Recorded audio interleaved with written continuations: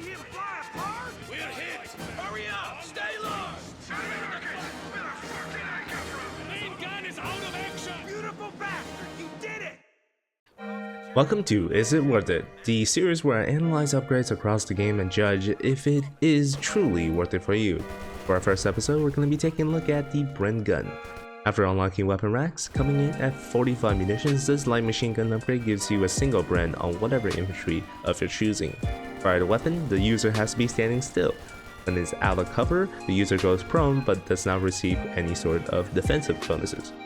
For British infantry, this is equipable on infantry sections, royal engineers, commandos, and airborne officers. When it is dropped on the ground, any infantry with a weapon slot can pick it up.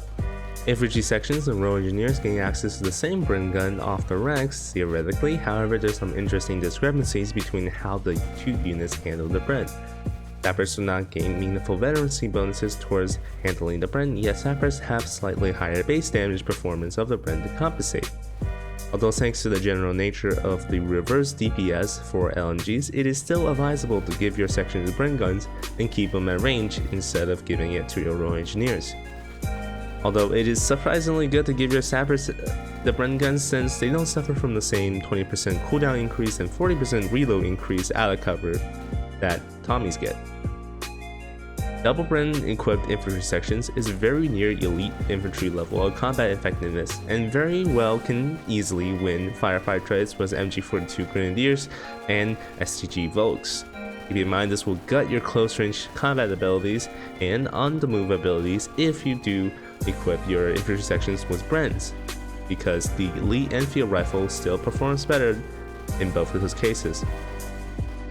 Versus elite infantry such as Panzer Grenadiers, Fallschirmjägers, and Obers, it is still advisable to bring some sort of backup even with double Brens. Commandos and airborne officers have different properties on their Bren guns. They get what is considered by the community to be Super Brens.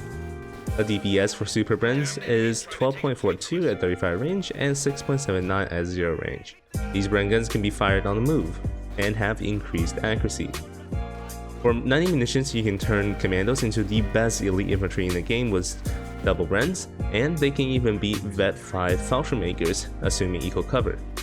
The commandos with Bren guns have massive long range DPS, smoke, stealth, and if you have the option, I say Brens on commandos is always worth it. The airborne officer is a little bit different story. It is a less durable squad than the commandos, but still provides the same great DPS as the Super Brens.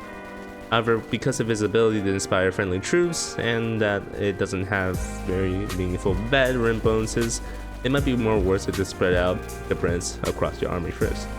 I would say that one Bren on the airborne officer squad is pretty worth it, and that's about it.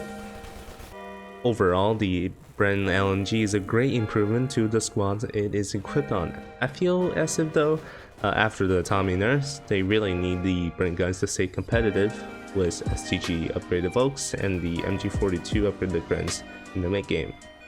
I'll recommend a simple build order involving full utilization of the Bren guns. At the beginning of the game, choose either Mobile Assault or Commando Doctrine. Then, build 2 infantry sections, a universal carrier, go on to tier 2, build your first royal engineer into AEC. After your AEC, upgrade with weapon racks, equip whatever infantry you have with Bren gun, and then stall for 3 CP commandos. Every commando you want to get an AT gun to deal with any potential armor. Use your infantry domination to stall for tier 3, Cromwell into Churchill or Comet. That is going to be it for this video. If you enjoyed the content, please do subscribe and like the video. The next weapon I'm going to be looking at is the BAR, so stay tuned and I'll see you next time. Ciao!